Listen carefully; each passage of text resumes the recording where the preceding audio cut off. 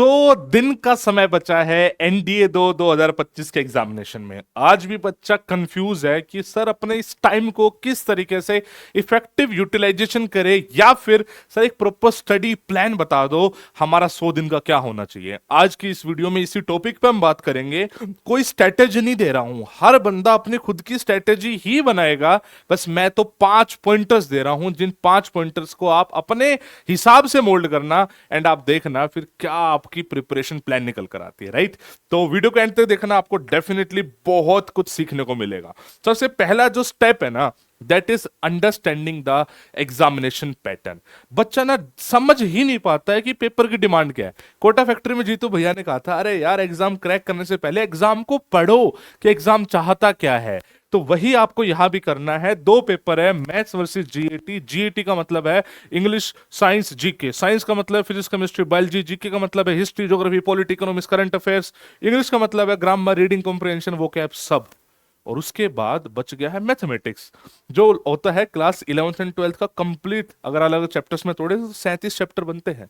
तो सर इतने सारे सिलेबस को किस तरीके से हम 100 डेज में कवर कर सकते हैं? देखिए यही तो सारा खेल है। एनडीए का पेपर कोई जेई या नीट नहीं है कि बहुत ज्यादा डेप्थ में जाना, 3 सब्जेक्ट नहीं। यहाँ पे सिलेबस इतना सारा है आपको, लेकिन ऊपर ऊपर से पढ़ना है। बेसिक बेसिक भी आता होगा तो भी चीजें क्लियर हो जाएगी। हम इन्हीं चीजों को अपने ऑनलाइन या ऑफलाइन बैचेस में पढ़ाते हैं। भाई हम मतलब यही तो है, ऑफलाइन में या ऑनलाइन में कोई बच्चा जो पेड ले रहा है कहीं का भी, किस लिए ले रहा है वो, कि इतने सारे सिलेबस को क्रिस्प करके कैसे पढ़ सकते हैं, भाई कम टाइम में इफेक्टिव यूटिलाइज कैसे कर सकते हैं। अच्छा, मैं ये नहीं कह रहा हूं कि आप हमसे ही पढ़ो, आप कहीं से भी पढ़ लो, लेकिन अल्टीमेटली आपके उस बैच का ऑब्जेक्टिव चाहे ऑफलाइन हो चाहे ऑनलाइन हो, यही होना चाहिए। और कोई ऑब्जेक्टिव नहीं होना चाहिए कि मुझे इतने सारे सिलेबस को क्रिस्प मैनर में कैसे पढ़ना है। मैं अपना एग्जांपल दे रहा हूं, आपको कहीं और पढ़ना है हमारे से पढ़ लेना, अपने हिसाब से देख लेना, बट मैं समझाता हूं कैसे एग्जैक्टली चीजें होती है।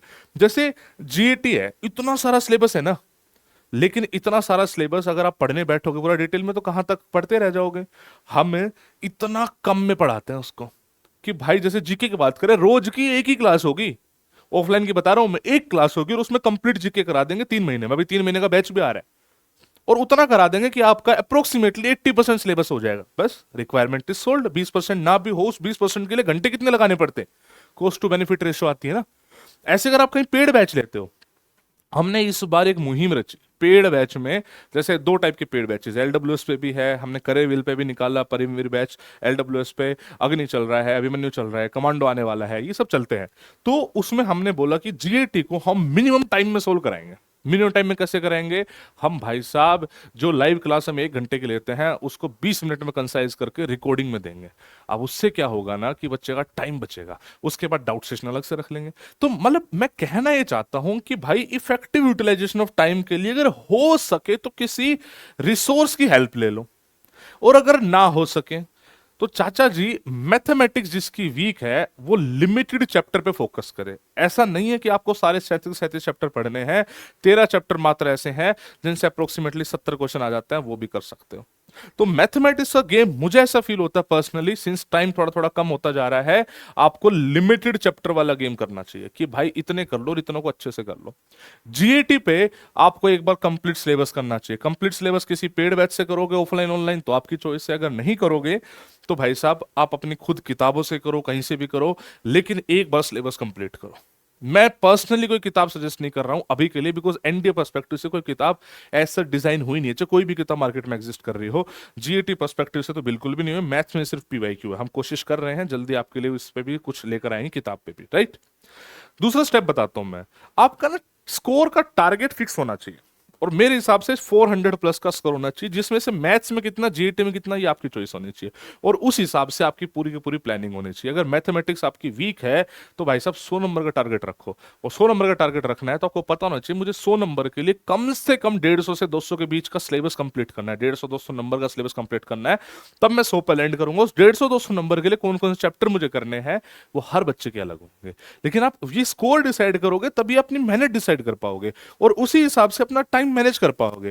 भाई आपको मैथमेटिक्स में कितना टाइम देना है, जीएटी में कितना टाइम देना है, वो डिपेंड करता है आपका आज का लेवल क्या है और आपको कहां पे पहुंचना है।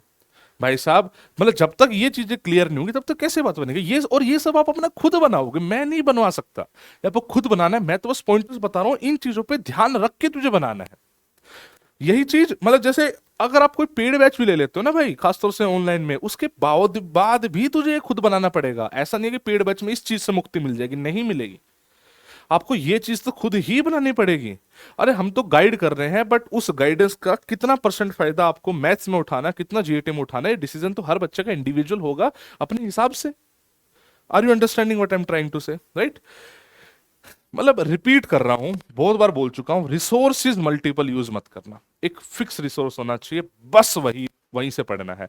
बच्चा आज की डेट में ना रिसोर्सेज की भरमार है, बच्चा ना उसी में फंसा रह जाता है। अरे चाचा जी, तुझे करना सिर्फ इतना है, एक रिसोर्स पकड़। मैं ये नहीं कह रहा एलडब्ल्यूएस पकड़, एलडब्ल्यूएस में मैं गारंटी देता हूं कि आपको इंडिया का बेस्ट कंटेंट हम डिलीवर करने की कोशिश करते हैं। उसी का रिजल्ट भी है कि हम इतने अच्छे रिकमेंडेशन सिलेक्शन दे पाते हैं, बच्चों को इतना प्यार पा पाते हैं, वो उसी मेहनत की वजह से ही है। लेकिन फिर भी बहुत सारे बच्चे हो सकते हैं जिसको बोलते हैं नहीं सर, हम तो कहीं और से खरीद लिया, वहां से पढ़ना, पढ़ ले, कोई दिक्कत नहीं, फिर कहीं और से मत पढ़। Fix the resources, fix the resource. उसके बाद बहुत बच्चा, सब बोलते हैं प्रैक्टिस इज द की, और प्रैक्टिस तो करनी पड़ेगी, बिना प्रैक्टिस कुछ होगा नहीं। यहां पे मुझे ऐसा लगता है पर्सनली, थोड़ी सी लैक ऑफ गाइडेंस बच्चे को रह जाती है। मैथ्स में practice is the key. Maths में करो ना पीवाईक्यू। एक पीवाईक्यू की बहुत जबरदस्त अनाउंसमेंट मैं आपके लिए लेकर आऊंगा बहुत जल्दी, पीवाईक्यू की। आपकी पीवाईक्यू रिलेटेड सारी प्रॉब्लम सोल्व ना हो जाए तो मुझे बता देना। तो मैं कह रहा हूं पीवाईक्यू मैथ्स में लगाना, प्रैक्टिस क्वेश्चन मैथ्स में लगाना। जीएटी में नहीं है रिक्वायरमेंट, जीएटी में थ्योरी थ्योरी थ्योरी, जितना मैक्सिमम मैक्सिमम पढ़ सकता है पढ़, और यहाँ पे जितने क्वेश्चन लगा सकता है लगा। बच्चा गलती करता है कि जीएटी में भी लगाया रहता है, पीवाईक्यू लगा रहा है, वो लगा रहा है। अरे भाई रिक्वायरमेंट नहीं है ना, लगा करेगा क्या? लगा तो ले।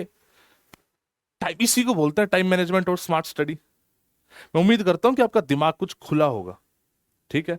और इसके अलावा अगर आपको ऑफलाइन तैयारी करनी है तो 5 जून से हमारा बैच आ रहा है, 3 महीने का बैच होगा, दिल्ली में बैच होगा। बहुत ही बेहतरीन तरीके से बच्चों के साथ मेहनत करने का मतलब वादा रहता है, हर बार डिसिप्लिन मैनर में मेहनत करेंगे। दिल्ली में 3 महीने का योद्धा बैच, फीस है 33,000 रुपीज, ठीक है जी।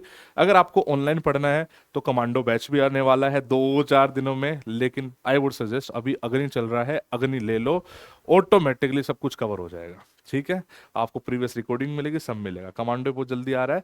और बस यही सारी बातें थी आपके लिए। I wish you all the best भाईजान। जय हिंद, जय भारत।